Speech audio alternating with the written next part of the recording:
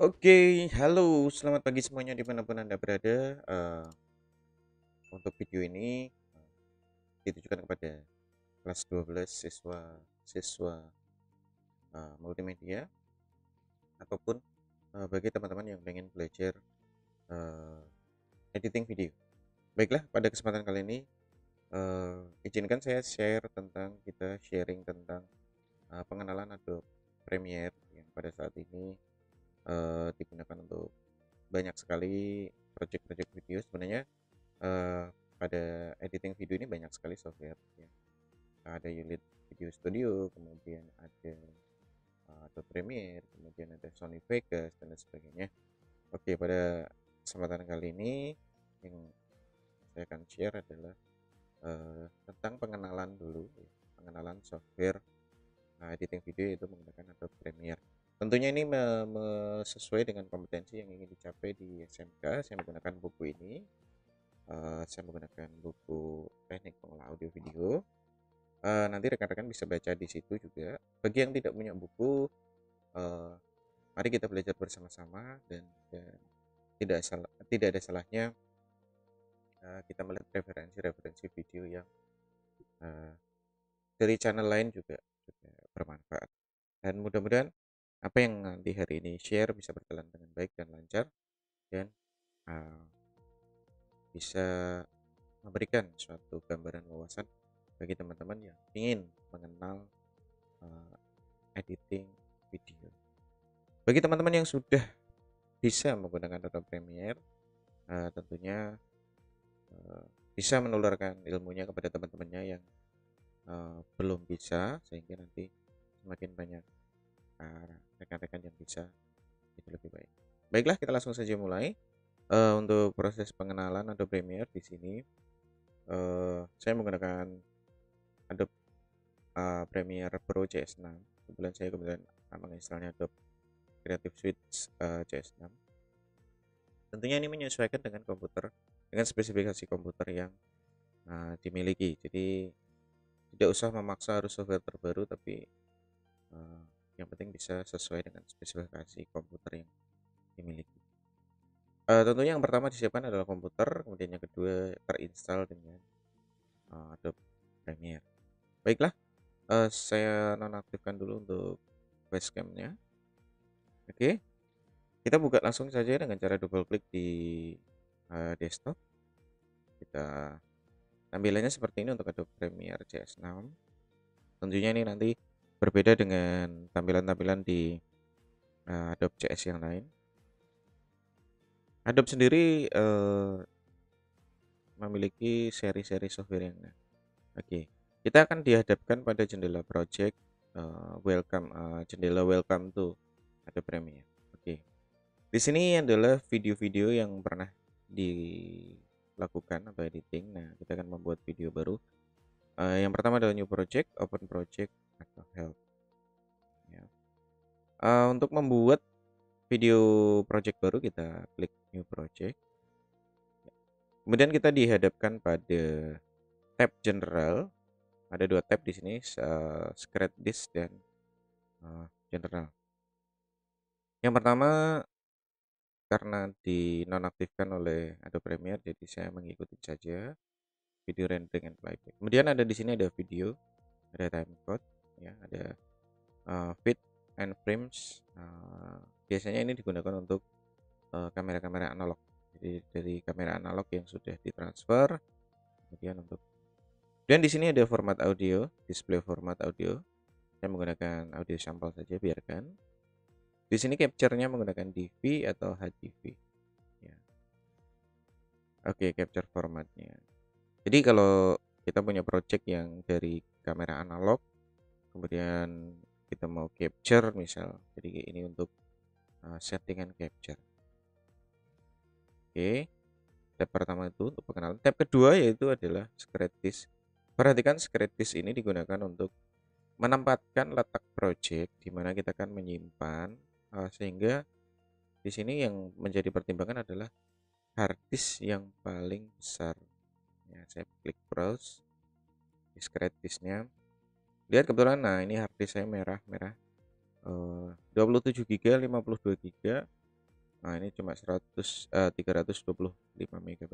Di sini hard disk saya yang paling besar tersisa adalah 52,9 GB. Jadi nanti untuk mencontohkan video-videonya simpel-simpel aja ya, biar tidak terlalu berat hard disk. Kemudian double klik. Iya. Oke, kita buat folder. Kebetulan silahkan dan ini di sini klik untuk new folder atau membuat folder. Kemudian kebetulan saya sudah membuat folder di sini ya, X new jobs, Adobe Premiere tutorial. Ya, oke, saya di sini sudah saya letakkan foldernya. Saya tinggal klik sini, kemudian select folder. Oke, sudah. Jadi nanti semua project akan tersimpan di sana. Oke. Kemudian kembali ke tab general. Kemudian di sini sudah ada locationnya, sudah diarahkan destination foldernya ke arah hard disk yang paling besar tadi. Nah, sekarang nama, misal saya ketikkan pengenalan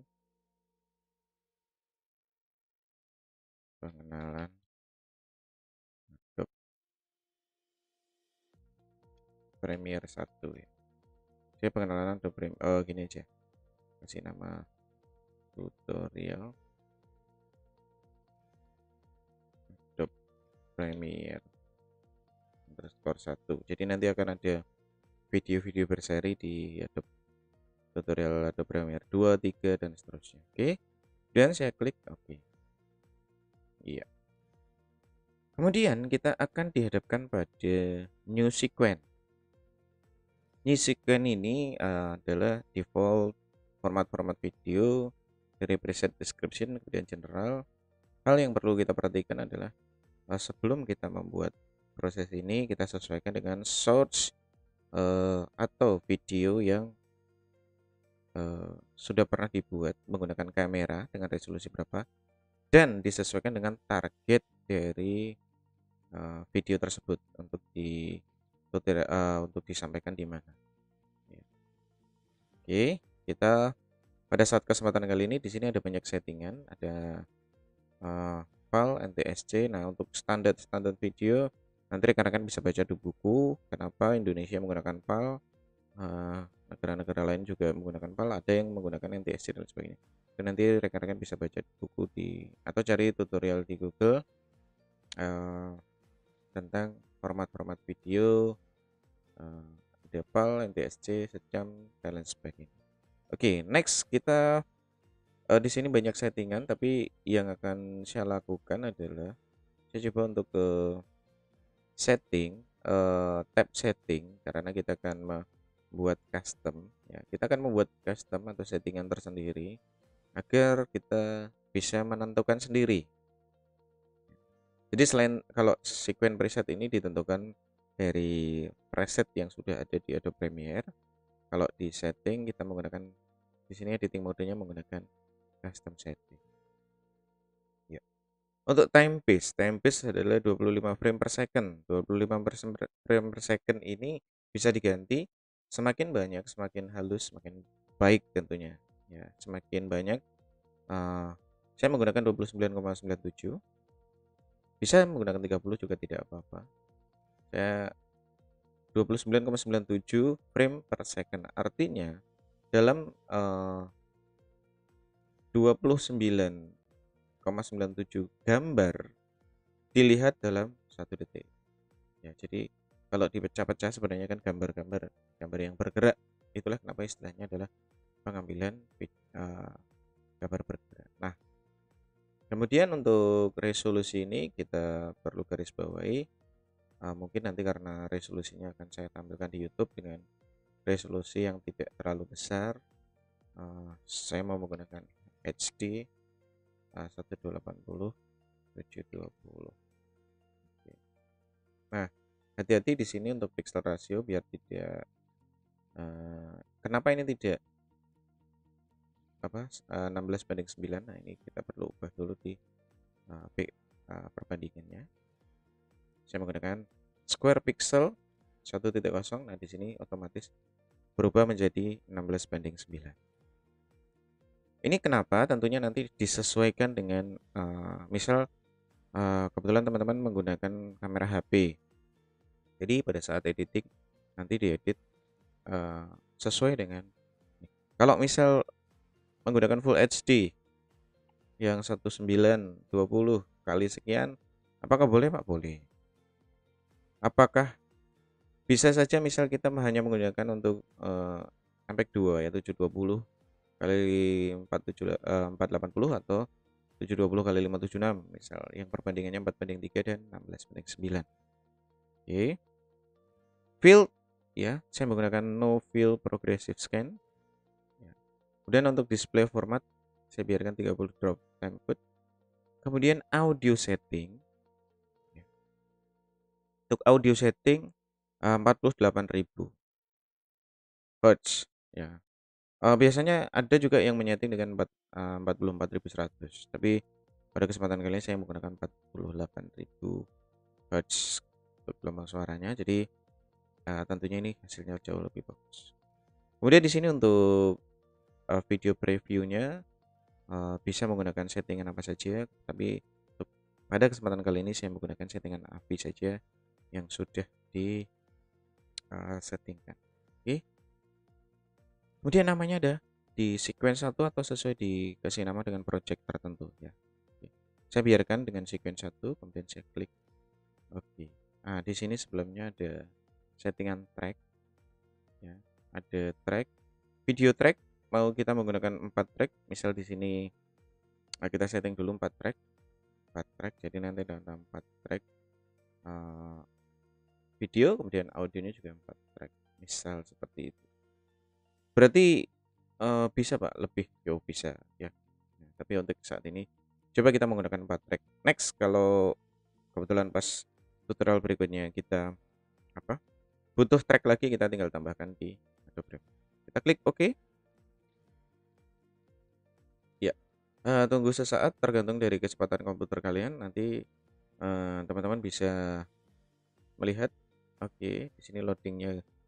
Sebenarnya untuk proses editing ini paling disarankan menggunakan dual monitor ya. Dual monitor, tapi kalau memang belum ada rezeki untuk beli monitor ya kita menggunakan satu monitor. Oke. Pada kesempatan kali ini kita lihat pada editing. Di sini ada pengenalan yaitu menu. Di sini ada menu, ada file, edit, project, clip, sequence, marker, title, windows, help.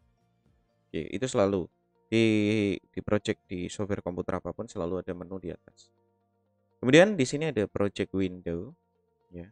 Di sini ada project windows yang terdiri dari isinya nanti video-video yang diimport di project ini di window.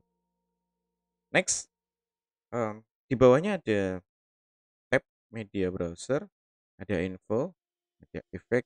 Nah, kalau kita perpanjang di sini sedikit, ya, di sini ada marker, ya, kita bisa lihat. Di sini ada marker history. Oke, saya perkecil dulu. Oke, yang berikutnya ada di sini ada monitor. Ya, di sini ada video monitor yang digunakan untuk melihat hasil dari proses editing. Di sini ada time playhead positionnya. Nanti ini playhead itu tempat untuk menggunakan penanda untuk tempat play atau frame, letak framenya dari mana. Nah, di sini nanti kalau sudah ada editing videonya kita bisa playhead. Jadi head kalau di manual dulu tape recorder gitu kan, the headnya tempat membaca ya, dia sedang membaca di bagian tersebut. Oke. Pada Windows monitor ini di sini juga ada proses melihat renderingnya. Jadi kalau ini di render full, di render setengah, di render seperempat, seperdelapan, seperempat. Biasanya untuk mengenali untuk melihat dulu, untuk menghemat RAM dan hard disk, maka yang dilihat biasanya menggunakan settingan seperempat atau setengah dulu. Jadi nanti hasil sesungguhnya sesuai dengan ini, sesuai dengan editing di render setelah di render. Oke. Next, kita akan menyeting dulu workspace. Di sini ada settingan workspace. Di sini juga bisa ada dua cara. Yang pertama di Windows Workspace atau dari sini juga bisa. Nah, di sini ada settingan-settingan workspace. Kita bisa menggunakan efek. Ini akan berubah tampilannya. Area kerjanya bagaimana kita enaknya bekerja, kebiasaan kita bekerja juga. Nah, ini kebetulan saya mau mencoba reset Joran Workspace. Saya jadi kembalikan ke originalnya. Saya klik OK. Saya kembalikan ke original settingannya. Iya, oke. Jadi antara jendela project dan efek ini menjadi satu. Ya. Ini memang saya balik. Untuk membalik tinggal di drag and drop. Nah, oke. Memang yang terjadi pada default Adobe Premiere adalah antara jendela project dan efek itu bersebelahan. Oke, untuk efek nanti tentunya akan kita sharing dengan video-video yang next berikutnya. Oke. Kemudian ada tool, kemudian ada tool option atau pilihan-pilihan tool yang digunakan untuk proses editing. Itu ada selection tool, ada track selection tool, kemudian ada rolling edit, kemudian ada red stretch, kemudian ada razor tool, yang kemudian slip tool, kemudian slide tool, pen tool. Nah, hati-hati ya membaca pen tool. Jadi kalau orang Jawa biasanya menggunakan pen tool. Hand tool, kemudian di sini ada zoom tool. Zoom digunakan untuk memperbesar, memperkecil video atau proses dari timeline. Ya, oke. Ada lagi yang belum. Di sini ada jendela audio monitor. Di sini ada audio monitor. Di sebelah sini nanti kalau videonya sudah kita gini aja, saya carikan video sedikit yang bisa ringan ya. Oke. Saya coba punya video. Bisa nggak ini diimport? Sebentar. Cara ngimportnya adalah, nah ini kebetulan, aduh mohon maaf sebelumnya, saya menggunakan dual monitor, jadi saya di sini ya, Renek. Kita cari file videonya di mana letaknya, kita tinggal drag and drop, ya seperti ini. Kalau format videonya mendukung, maka dia bisa langsung tampil. Tapi kalau format videonya belum mendukung, maka dia akan muncul tampilan format videonya tidak didukung. Nah, ini untuk videonya sudah saya import satu. Cara pertama. Cara kedua adalah ini. Oke, itu pun nanti akan diteruskan karena ini videonya bersifat pengenalan saja, jadi pengenalan dulu, jadi nanti next. Iya, oke, saya coba saya abaikan dulu, nanti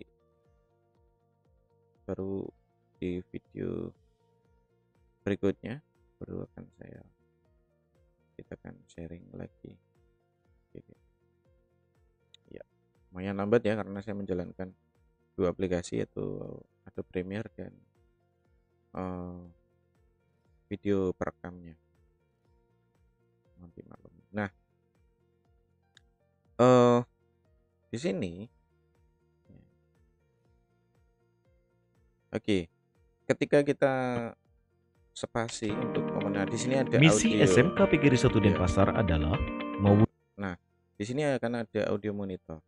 Ya, tentunya digunakan untuk memonitor audio, dan untuk proses editing saya sarankan menggunakan headset seperti ini, atau dapat menggunakan, kalau menggunakan speaker yang besar kita dengerin, kita tidak bisa detail, tapi harus benar-benar kita lebih akurasi untuk audio, timing audio dan videonya biar sinkron. Nah, kita bisa menggunakan headset seperti ini ya. Jadi kita bisa menggunakan headset seperti ini, digunakan untuk akurasi dari audio videonya.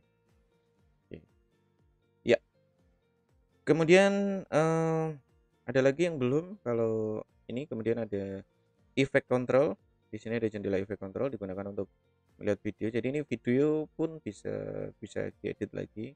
Kemudian ada source dari sound, atau ini source clipnya dari mana. Kemudian jendela shot. Kemudian ada audio mixer sequence, digunakan untuk menentukan settingan-settingan audio. Ya. Kemudian ada metadata. Metadata digunakan untuk melengkapi data-data kita, biar pada saat video project yang kita hasilkan itu benar-benar bisa kita mark bahwa itu video saya, itu video editing saya, seperti itu. Jadi digunakan untuk memberikan metadata mulai dari name, label, media, frame rates, media start dan sebagainya, sehingga nanti pada saat kita menyodorkan sebuah project video, itu lengkap dengan metadata yang benar-benar kita miliki. Oke, demikian untuk video-video kesempatan kali ini. Durasi sudah cukup lumayan ya. Dan mudah-mudahan ini untuk proses pengenalan dulu, nanti kita akan lanjut di video berikutnya. Baiklah, sampai ketemu lagi di video-video saya berikutnya. Jangan lupa klik like, share, subscribe, dan berikan komen di kolom komentar. Dan dukung saya agar saya lebih semangat lagi untuk proses membuat konten tutorial-tutorial seputar IT. Tetap bersama saya di situ Doni, di diskusi seputar IT bersama Doni. Terima kasih. See you and dak dak.